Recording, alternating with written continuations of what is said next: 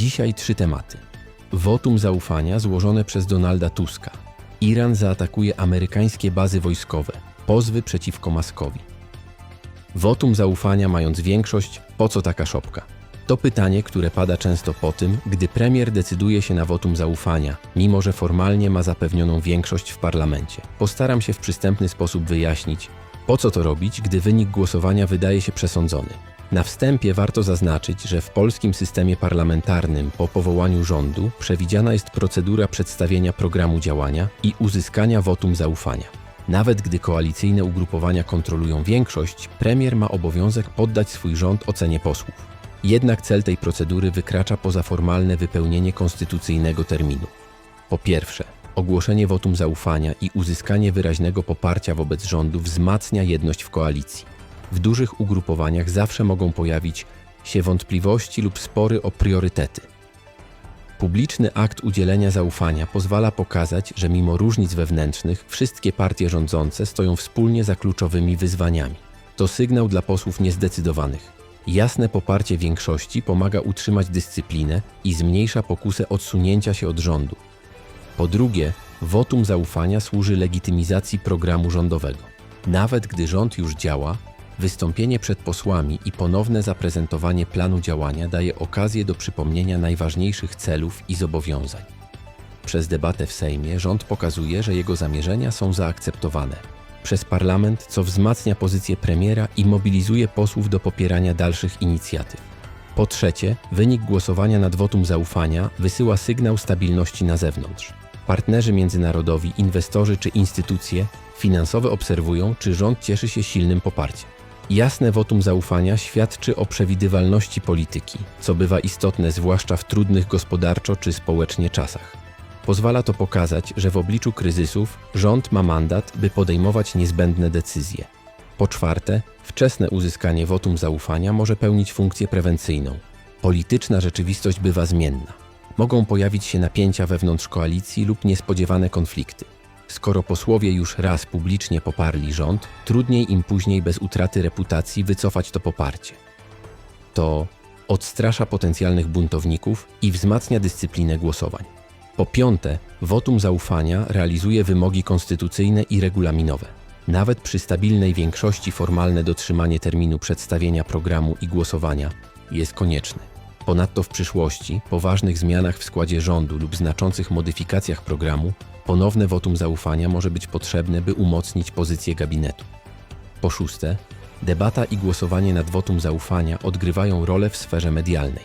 Relacje z takich obrad są nagłaśniane, co pozwala rządowi i premierowi zbudować przekaz o skuteczności i solidarności. Nawet przewidywalne głosowanie staje się elementem narracji politycznej, wzmacniając pozycję lidera wobec opozycji i opinii publicznej.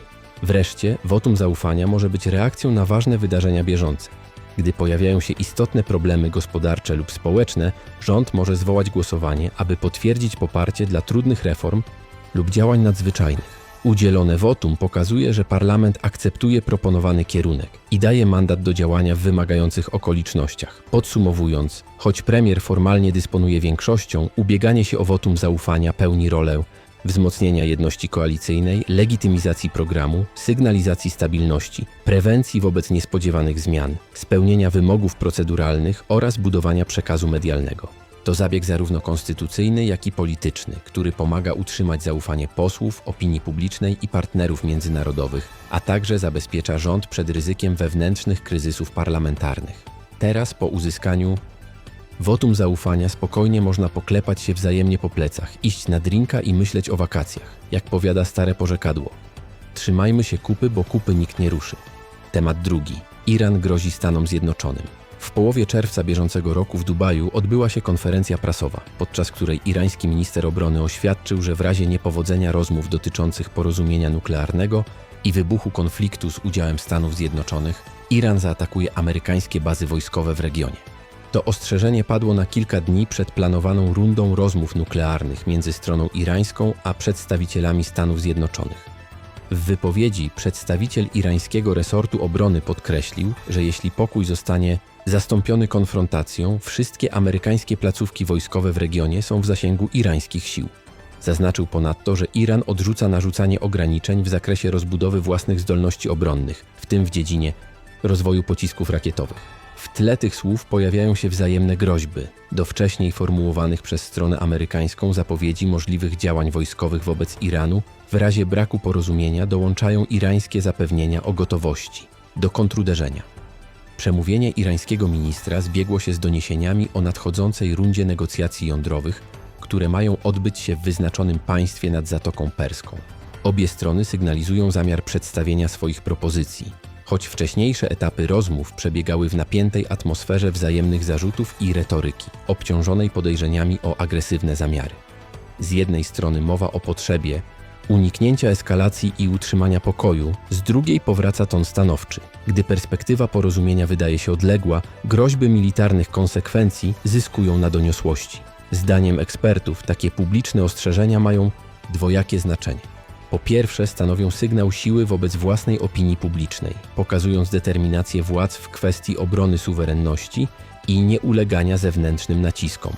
Po drugie, pełnią rolę odstraszającą wobec przeciwnika, choć równocześnie mogą utrudniać stworzenie atmosfery zaufania niezbędnej do efektywnych negocjacji. Analitycy wskazują, że eskalacja retoryki może prowadzić do wzrostu napięcia w regionie i utrudniać dyplomatyczne dążenia do porozumienia jądrowego. Bez względu na to, jak potoczą się rozmowy, wypowiedzi o gotowości ataku na zagraniczne.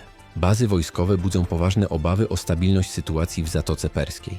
Trump lubi silne przekazy, więc je otrzymał, chociaż zwykle to on je stawia. Iran w zasadzie obserwują to, co robi Izrael w Palestynie. Nie ma innego wyjścia, jak dbać o swój poziom bezpieczeństwa. Jeżeli on nie będzie przeciwwagą dla Izraela w rejonie, to kto? Piszcie w komentarzach, co o tym sądzicie. Może to tylko rozgrywka polityczna i skończy się na gadaniu? A teraz pozornie błaha sprawa, ale na końcu newsa wyjaśnię, dlaczego.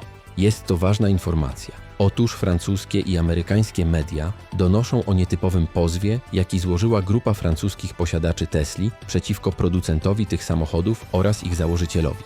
Sprawa trafiła do sądu handlowego w Paryżu i dotyczy rzekomej szkody reputacyjnej, jaką kierowcy ponieśli z powodu publicznych działań Elona Muska. Grupa składająca pozew liczy około 10 osób korzystających z Tesli na zasadzie leasingu. Podnoszą oni, że publiczne wsparcie polityczne Muska, w tym działania związane z kampanią byłego prezydenta Stanów Zjednoczonych oraz wyrażane opinie na temat partii o skrajnych poglądach w Europie, sprawiły, że samochody stały się postrzegane jako symbol pewnej ideologii. W efekcie, jak twierdzą, ich pojazdy przestały być postrzegane jedynie jako nowoczesne i przyjazne środowisku, a zaczęły wywoływać niechęć i obawy w otoczeniu. Kierowcy argumentują, że zetknięcie z krytycznym odbiorem Tesli w ich środowisku przełożyło się na realne problemy. Od aktów wandalizmu, które w niektórych przypadkach dotyczyły ich samochodów, po wyższe koszty ubezpieczenia czy trudności w codziennym użytkowaniu, gdy pojazd kojarzony był z kontrowersyjnymi poglądami. W ich ocenie to stanowi bezpośrednią i konkretną krzywdę, która uzasadnia rozwiązanie umów leasingowych oraz zwrot kosztów związanych z postępowaniem prawnym. Pozew wypada w czasie, gdy sprzedaż Tesli w Europie notuje wyraźne spadki. Analitycy wskazują, że obok rosnącej konkurencji ze strony tańszych marek elektrycznych, niezadowolenie konsumentów związane z publicznym zachowaniem Muska może być jednym z czynników wpływających na decyzje zakupowe. Z relacji mediów wynika, że u części klientów coraz silniej rośnie obawa, że marka ich samochodu staje się przedmiotem społecznej debaty i kontrowersji, zamiast skupiać się na technologii. Dlaczego ta sprawa jest istotna? Chociaż Tesla Europe dotychczas nie skomentowała szczegółów pozwu. Prawnicy reprezentujący właścicieli Tesli podkreślają jednak, że wykazanie związku między publicznym zachowaniem lidera firmy a skutkami dla użytkowników może otworzyć drogę do dalszych podobnych postępowań. Warto zauważyć, że precedens ten może zyskać uwagę nie tylko we Francji, ale i w innych krajach, gdzie konsumenci doświadczają negatywnych reakcji społecznych z powodu kojarzenia samochodu z określoną ideologią. Jak już informowałem, kilka dni wcześniej Muskowi grunt wymyka się spod nóg, a sądząc po reakcjach, wielu ucieszyłby widok Muska na kolanach.